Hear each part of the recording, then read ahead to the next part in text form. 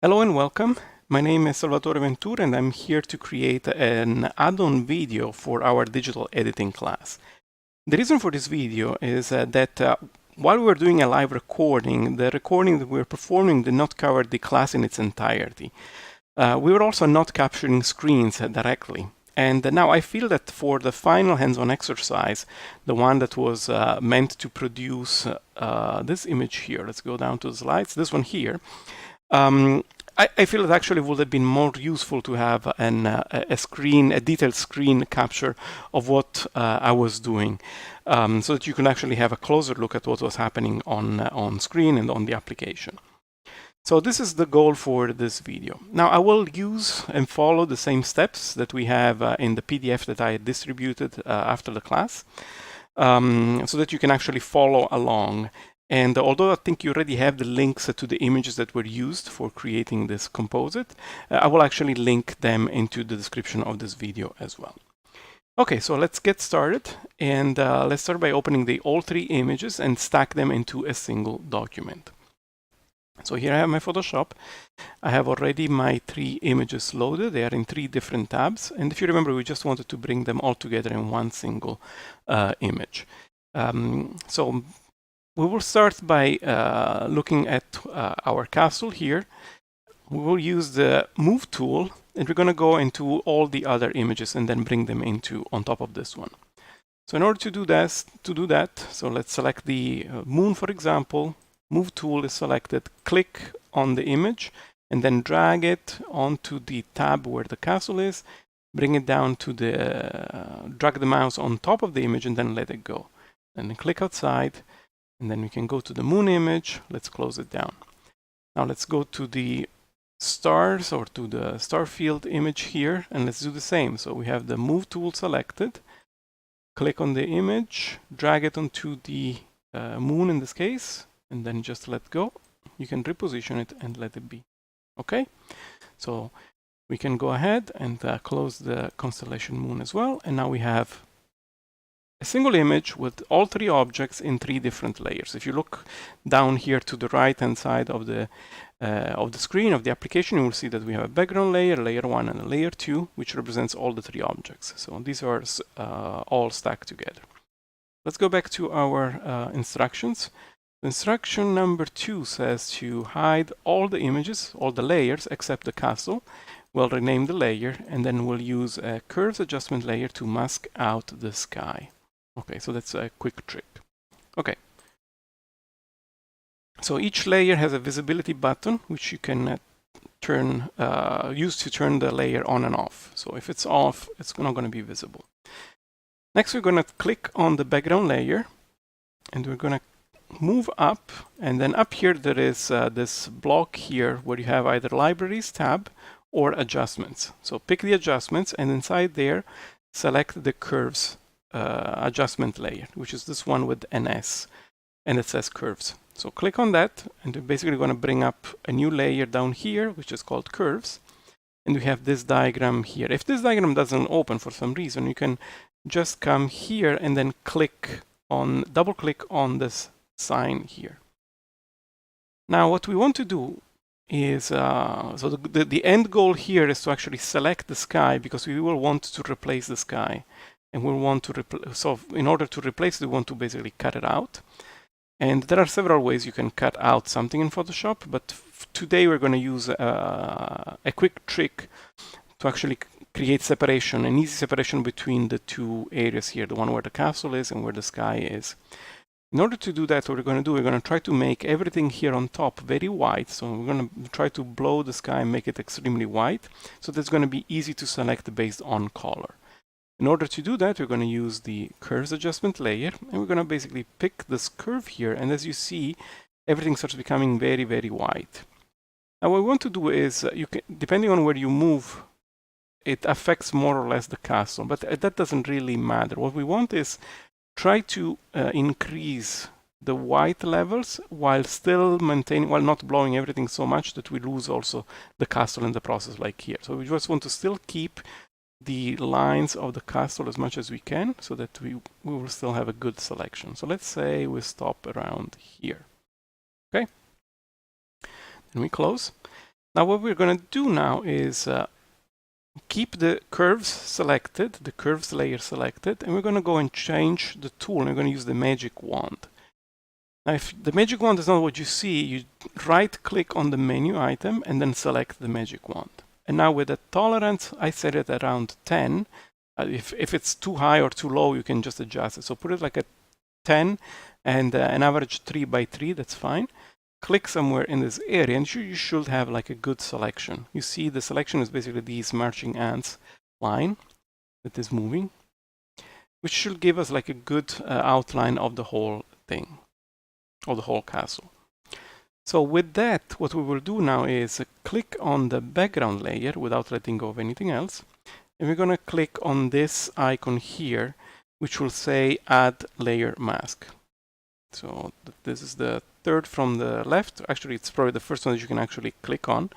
So select the background and then click on this. And this is what we're going to see.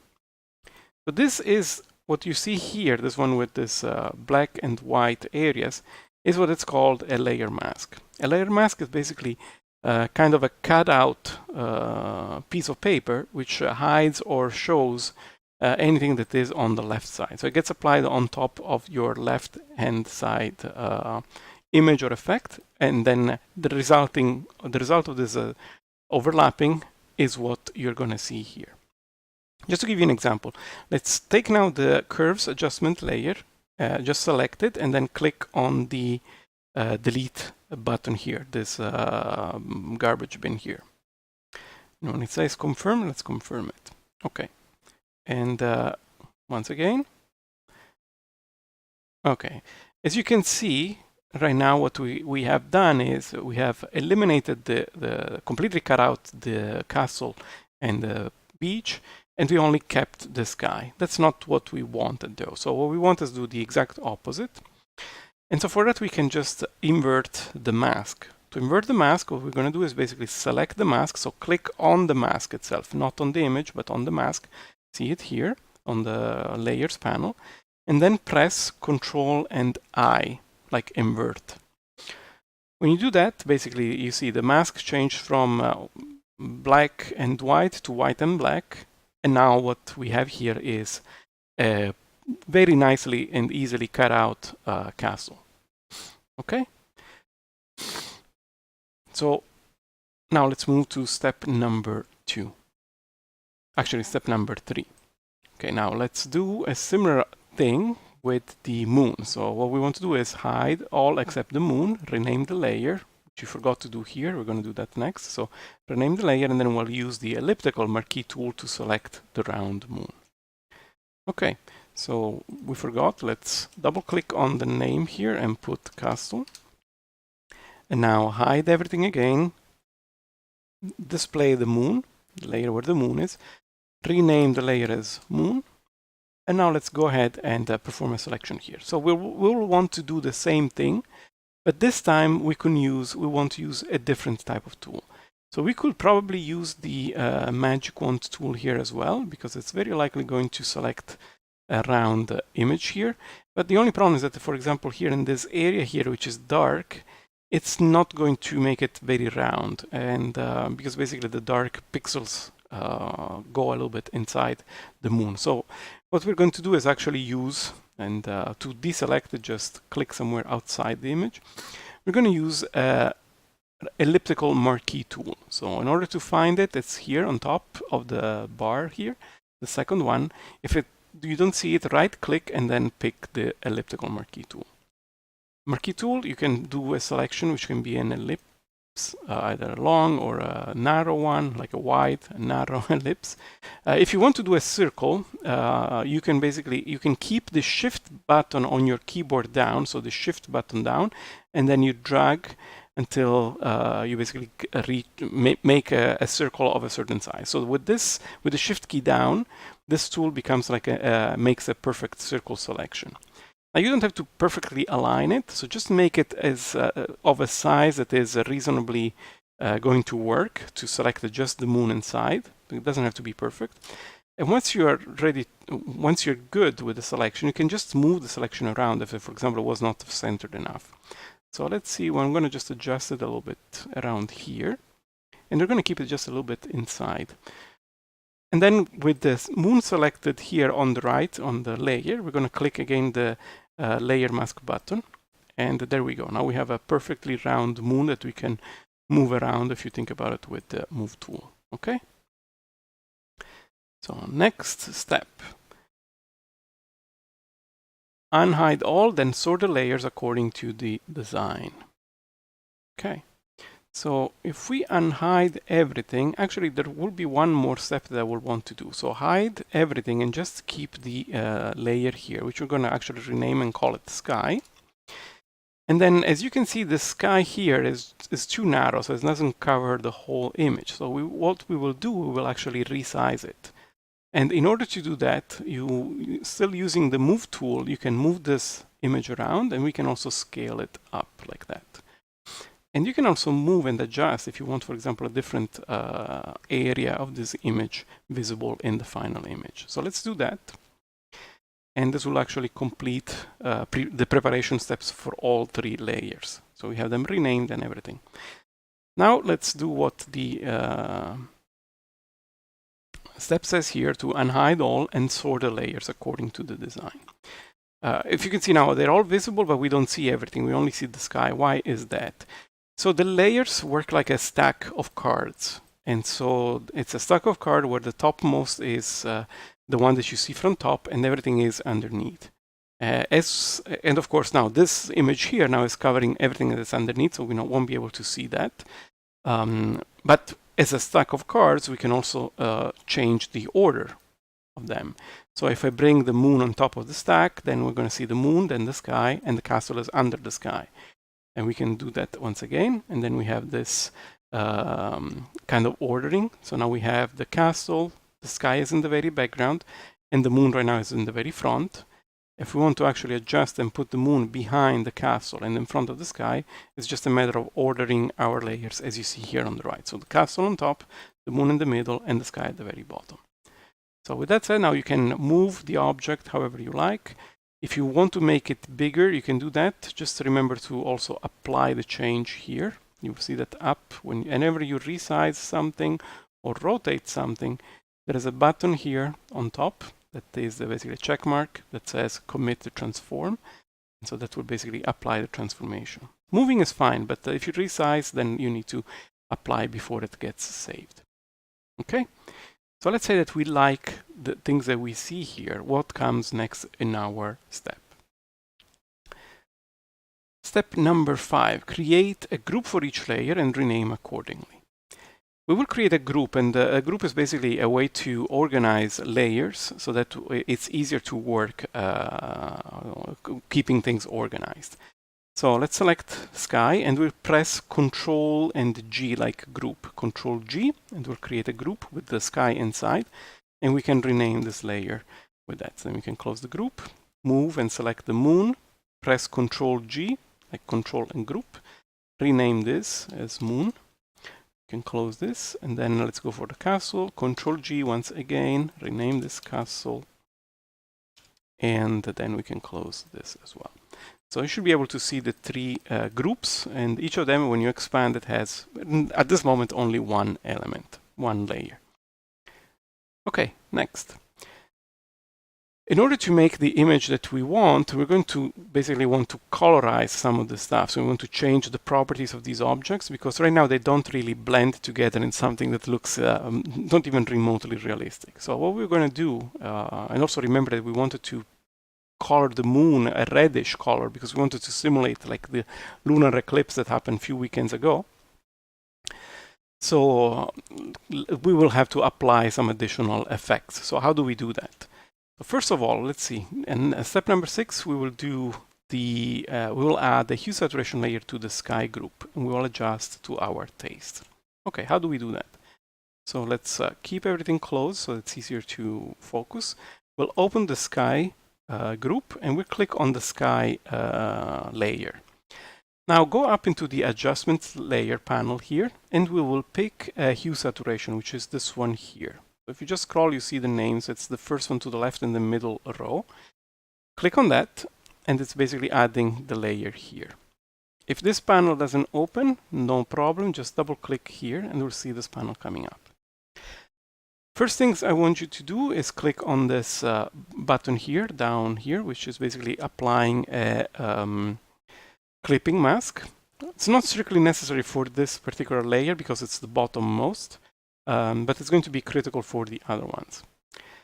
And then now we can use these sliders to just change the appearance of the coloring, the saturation of this layer. So let's say that I will want to push it a little bit towards the blue, like that. And probably this is too much. I'm going to lower down saturation and I'm going to make it a little bit darker. Let's say that that's the spot. And it doesn't matter too much. I mean, adjust it to your liking so far. But if in the future, like as we progress with our editing, you change your mind, we can always come back to this layer and adjust it again so that it fits better with our vision. Okay? So for now, let's keep it as it is. Let's go back to instructions. Now go to step number 7. Step number 7, we're going to do a hue saturation layer to the moon group. We're going to apply colorize and clip mask, which we did also in the previous step, but here it's actually very, very important. Okay. So we'll close this layer here. We'll open the moon layer, click on the moon, and once again, up into the adjustments layer, hue saturation. Hue saturation, very important. Let's do the clipping mask. And then let's do the colorize. And you see that immediately the moon changed its color to some sort of reddish color because that's the hue. As you move the hue slider, it basically picks the color from this particular hue. And that is the reason why we want to use the colorize, because here is where we basically can pick the exact color that you want to use for the object, in this case the moon. And in our case, I think we said we want it to be a little bit on the reddish side, so let's do that. And you can increase the saturation, and you can increase or decrease the lightness as well. So we're going to make it more or less kind of exposed. I mean, more or less light. So I'm going to keep here the lightness on this side, but I will want to reduce the saturation a little bit. So I think I'll stick with this value here, and then we'll see what happens next. Okay, and I think the next step will be to do the same on the castle. Again, castle group, colorize, and clip mask. Saturation, hue saturation layer. So we'll open the group where the castle is. We'll click on the castle. We'll open the hue saturation layer. We'll do colorize. And notice now here, I did on purpose. So the colorize applies now to anything under this layer. So it will apply to everything below, unless we click the colorize, the clipping mask button. In this case, it will only apply to where the castle layer is. And let's change this hue. For the castle, I think something that looks more like stone and blue, in the dark, like in the moonlight, seems like interesting to me. I'm going to increase a little bit of saturation, but I'm going to decrease the luminosity a little bit. I think I'll be happy here. You basically do however you like the preference. If at some point you're lost and you want to reset, there is a reset button here. That's true for all of them. And then you can basically, again, reapply colorize, reapply the mask, and then just change it as you like. So I'm going to keep it, I think, around here. Increase a little bit of saturation, but make it slightly darker. Okay. Cool. So this image is kind of cool on its own, but it's there is still something else that I want to show you. Okay, so let's go. Step number 9. So we can add a curves adjustment layer to the moon, and then we'll do the same to the castle. We'll use a clipping mask, and then we'll adjust to taste in each case. Okay, so let's start with the moon. As you can imagine, you cannot just add one single layer. You can add multiple layers with multiple effects and so on. So you can just keep adding stuff to make the image more and more refined. So what we're going to do is we open the moon group, click on the hue saturation layer, and on top of that we're going to add a curves adjustment layer, which is this one here. And we're going to apply the clipping mask here, so that we're going to have this arrow down. And now we can adjust here. And if you have this preview button on, which I believe you should have, then you will be able to see what your changes make right there on screen. And you basically can perform any sort of adjustments that you like here. You can do with one single, not a button, one simple point here, or you can add another point, making like that, and you basically can keep adjusting the curves more and more granularly if you wish. If you want to reset, you can just basically reset here and then just start from scratch. What I'm going to do, I'm going to actually add a little bit more contrast, or actually I'm going to, yeah, a little bit more contrast, but I'm going to keep it slightly darker here. Okay, something like that. Okay, let me do just. Okay. And now we wanted to do the same on the castle itself. So we're going to open the castle group, click on the hue saturation layer, and then go up and then click on the curves. So we'll add a curves layer here. And also here you have the ability, oh, forgot, important piece, clipping mask. You have the ability to actually darken everything or to basically selectively enhance contrast if you make kind of an S curve there. So let's do something like this for now. So, and again, if it's too strong or too much, we can always come back and readjust to rebalance things out between the layers. So I'm going to leave it like this. Okay. Next, we will start introducing fog. Because now this is an image where fog will be actually a very interesting thing to add. And we're going to do that in a synthetic way. So we didn't have fog. Of course, this image here actually seems like it was shot on summer. The moon has no clouds and nothing at all. And the same goes for the background sky. So what we would like to actually do is add layers of fog in between the different elements. So how we're going to do that? So there are several ways, of course, we could paint it, but one of the simple ways that I like to introduce here is using the Filter Render Clouds tool, and then we're going to blur that to create one layer of fog. And we're going to make 3 of these, and we're going to position them in front of different elements. So we're basically going to make one in front of everything, one in between the moon and the castle, and one in between the moon and the background sky. So let's do that.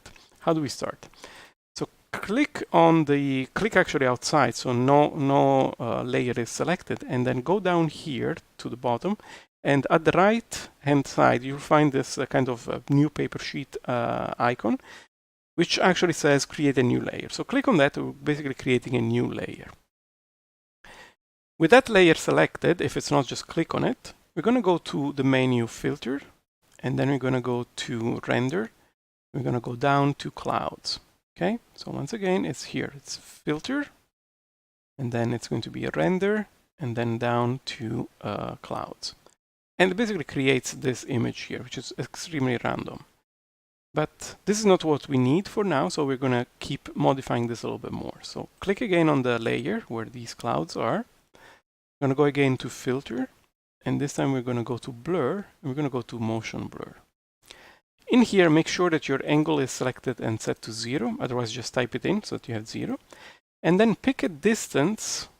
If you increase or decrease the distance, you can see that basically it makes a very different type of motion blur, more or less extreme.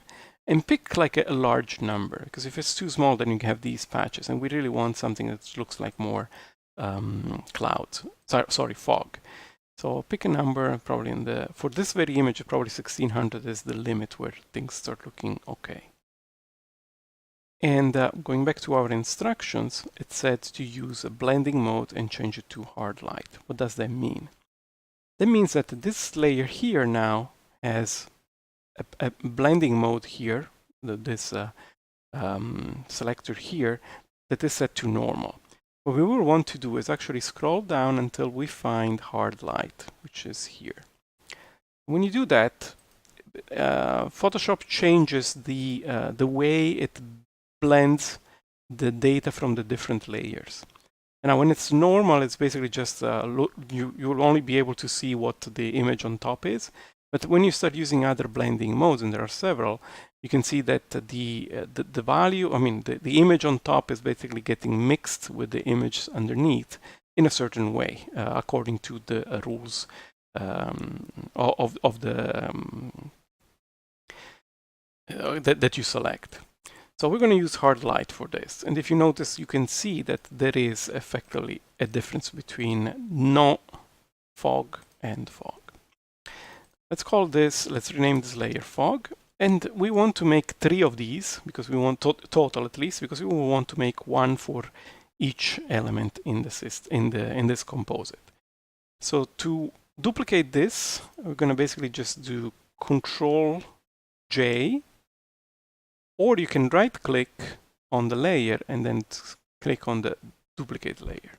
We'll ask and say fog copy, and let's make another one, duplicate layer, fog copy 2. Okay, that's fine. Since right now they're all the exact same, they basically overlap on the same spot, and as you see, they basically reinforce the values that you already see. We don't want that. We actually want to make sure that they look different when they are in different positions. So what we're going to do is actually drag the first one down here in between the sky and the moon. So make sure that you are able to see it. Sometimes if you drop it a little bit early, it ends up inside a group. And that's not terrible, but if it happens, just go into that group and then bring it out a little bit so that you basically can now bring it where you want. So make sure that basically you see a thinner blue line like that instead of a thicker one, so that you know that it's in between. And then we're going to do the same for the second one, and we'll leave the top copy, fog copy 2, as the topmost. But we're going to do some changes to this one. So fog copy 2 with this selected, and with the move tool, we're going to resize it however you like, so that it's going to be a different size and also slightly different position. Let's move it a little bit. And then click apply.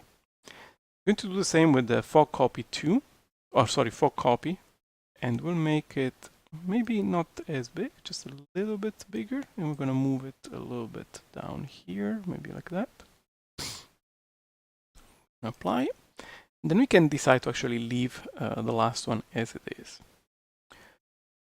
Now, if the effects look a little bit too strong, if this seems like too much fog, because it's starting to cover everything, there is another mechanism besides the blending mode that you can use to actually change how a layer affects the rest of the image. And this is called the opacity.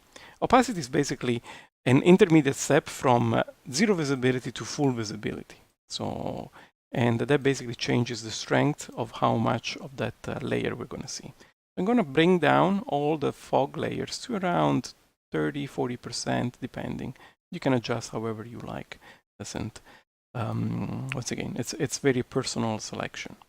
And although it's very subtle now, their presence is still visible, because when you remove it, you can still see that there was a change. And you will also notice that some of these layers are now in front of the castle, in front of the moon, or in front of the sky, and that's it. Okay, so now we have also added the fog in between, so just an extra layer. It's always nice to actually do this in multiple layers when you want to add like weather elements, because this gives a little bit more depth to the image. So doing it in multiple layers and just adjusting them and moving them in between elements gives a much better effect than what you could achieve if you just draw everything from scratch. Now let's go to the next page and go to step number 11. So now we're going to basically write some text on top of this. The reason for writing text is basically because, I mean, most of the times if you do something in Photoshop, you also want to be able to know how to add text to an image.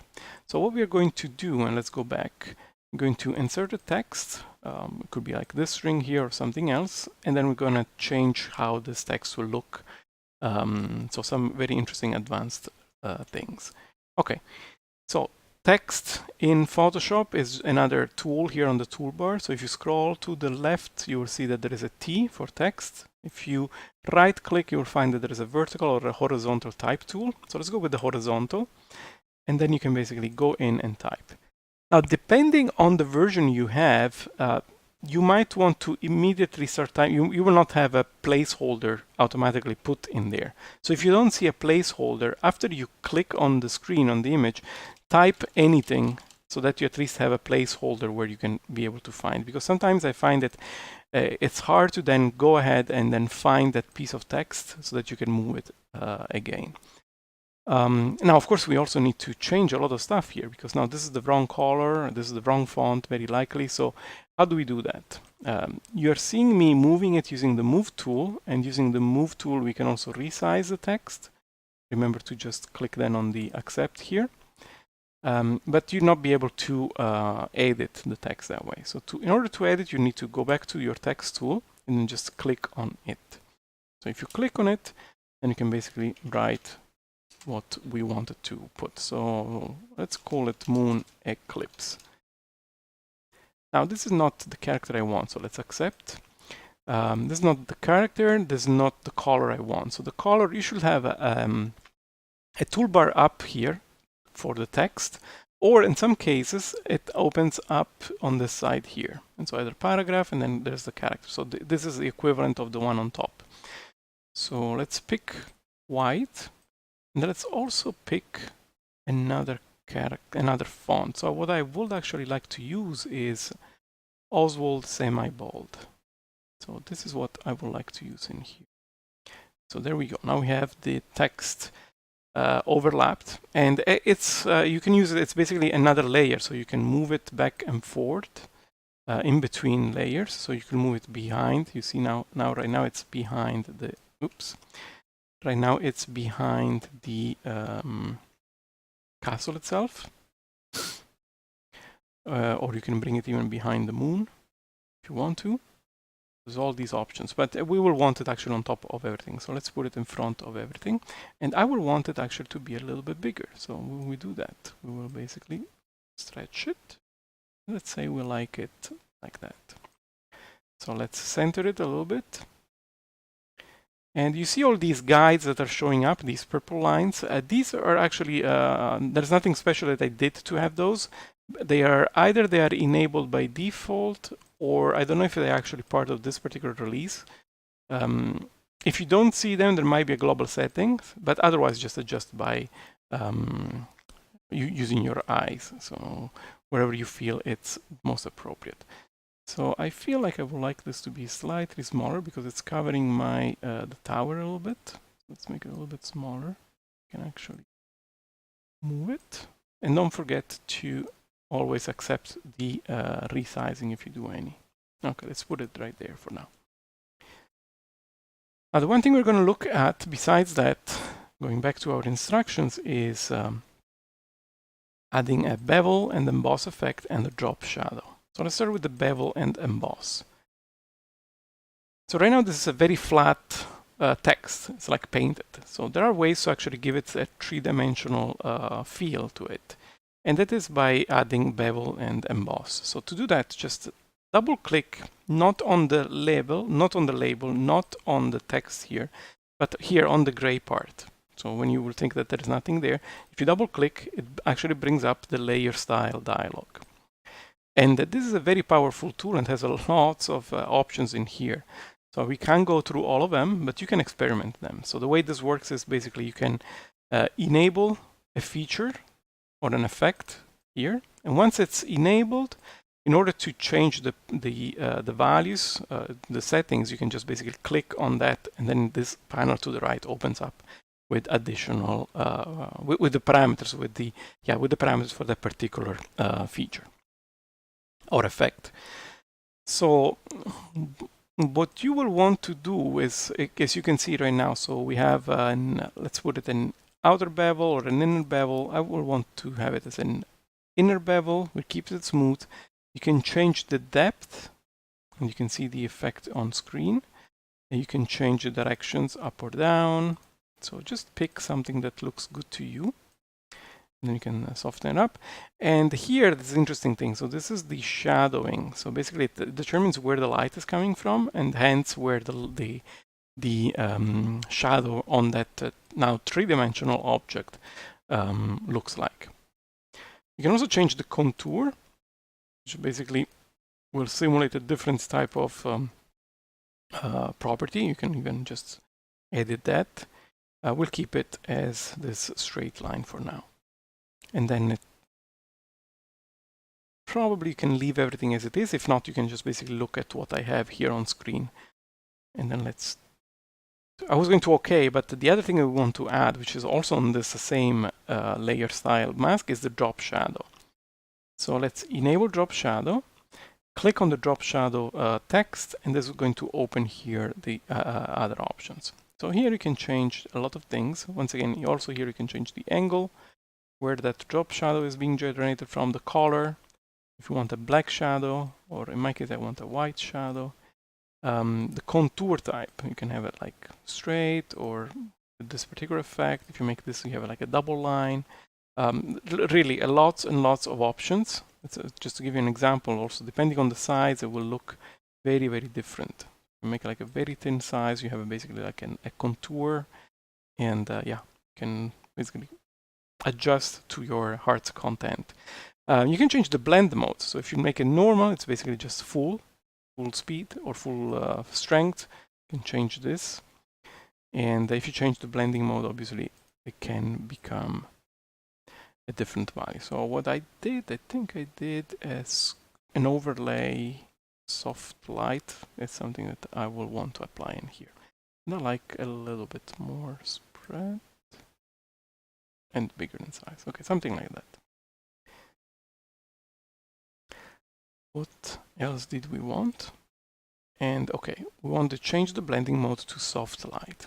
So not only you have the text, right now the text is in a normal blending mode, so it's basically just slapped on top of the image, but we can also here in this case change our blending mode. And as you can see, as you move through these effects, it changes the way things are actually mixing down. And if we go for the soft light, we get this very particular effect, or the overlay, which is kind of an interesting sort of glassy look. So it's almost like you put like a piece of glass in the shape of the letters on top of the image, and it's basically creating this quite interesting effect. So let's stick with the script and do with soft light. I think that's what we said. And yeah, and so we have a much softer effect on top of the image. Now, just because I want to be picky, in my case, I will actually want to bring this behind the castle, because there is this stop here, this piece here, which is actually overlapping with my with the castle itself, with the letters. So I'm going to do that so that we have the image right behind. But you don't have to do that, so you can keep it as it is. It also gives you an idea that you can always move these layers however you feel they should be, or the final look that you want. Now let's, what's the next step? The next step will be to create a stamp and the apply image. But before I do that, let me just comment a little bit on this. If you look at the castle, okay, the moon might be okay, the sky might be okay, the fog is okay, the writing is okay, but there's something odd about the castle. So the castle had colors. It's not like one single chunk of the same hue, so it's not everything is yellow. So if you remember, and we could basically go back and look at the original image, there were many colors here available on the image, and although at night the colors become darker, you should still be able to distinguish that there was something else in those details. Now there is a way to actually add that effect, and that is through what is called apply image, which is here, this effect here. So there is this menu apply image. In order to do that, we'll actually have to create first a compounded image of everything in here, which I call a stamp. What it's actually called a stamp. It's not just me calling it so. So in order to do that, let's select just the fog, the topmost, whatever is your topmost layer. If it's the writing, it doesn't matter, the topmost layer, and then press Control, Alt, Shift, and E. And I'm going to write down here what these was Control plus Alt plus Shift plus letter E. So this is how this layer got created. Now this is a stamp layer. And what does that mean? Basically, it's everything that was done under here in different layers gets actually put together in one single image. If we don't do that, we cannot then use the apply image effect. So we need one layer where an image where we can actually do that. before we proceed. So that is what we've done. And important thing is that this is now on top of everything and covers everything else. So if you now, for example, were here to change something on the writing or hide something, you will not see that happening because this is covering everything else. So make sure that if you are doing some changes or if you want to re-edit some of the levels below, to hide or delete this layer and then recreate this one. So this unfortunately has to be redone every time when you have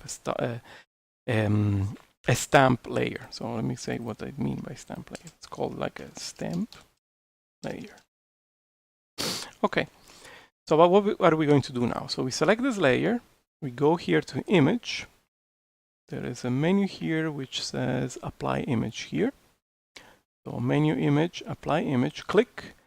It's going to bring up this dialog here. And in this dialog, you can just keep the source, you can keep the merged, you can keep the channel, and multiply. Actually, we're going to change the merged. So multiply is okay. We're going to change merge. So here, select the layer, and we're going to go back down to the castle. And then say okay.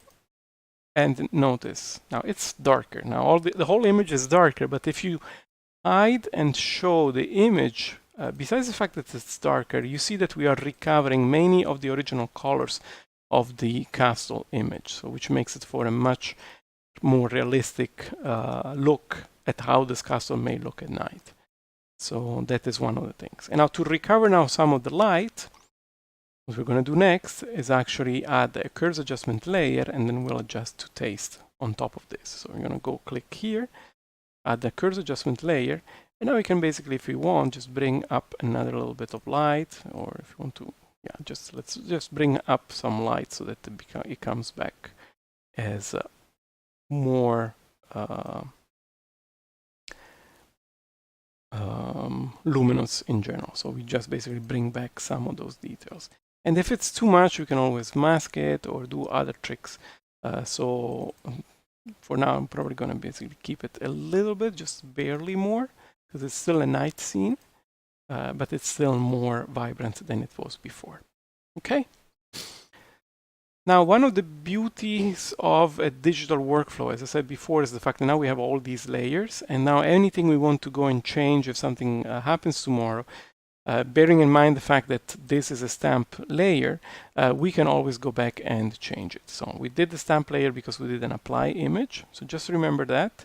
But everything else can remain as it is. If you want to save the layers, you will have to do a file and then save as. And then remember that you want to save it as a particular PSD file. So if you don't do that, then you're going to basically lose the layers. And then to export for your publishing, for printing or for putting on your social media, then you will want to export it as a JPEG. You could do that either with a save as, just make sure you don't overwrite a previous Photoshop file. You can do the export and export as. And in here you will have options to actually not only select the format here, PNG, GIF, for photos I will say JPEG is perfectly fine. You can also resize, let's say you want a maximum width of 2000, and then you can also select the quality. And if you want a smaller file that is still at a decent quality, or a very high quality anyway to show on screen, you can drop it down to 80% quality and it will still be fine. Don't get scared by the preview here, because this preview is usually much smaller than what you actually see. If you notice here, this is at 25%. So when you actually go and see it at full size of what is going to be the final image, it is still quite a high resolution image. So don't be worried about that. So now if you press on export all, it's going to basically give us a location where to save this file. And this is going to be a JPEG file that you can then basically share as you share any other picture that you. All right. I think with this one, basically with these two options here, so one to save as PSD and then export to JPEG, with the two options here, these are the last two steps of this tutorial.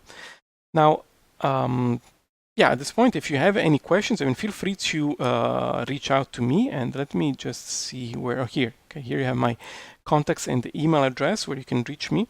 Or you can leave a comment or a note down in the comment sections on this video, and I will make sure to reply to you. So once again, you can email me at this email here, salvatore@salvoventura.com, or you can visit my website, same thing. So well, thank you very much for watching, and until next time. So bye-bye.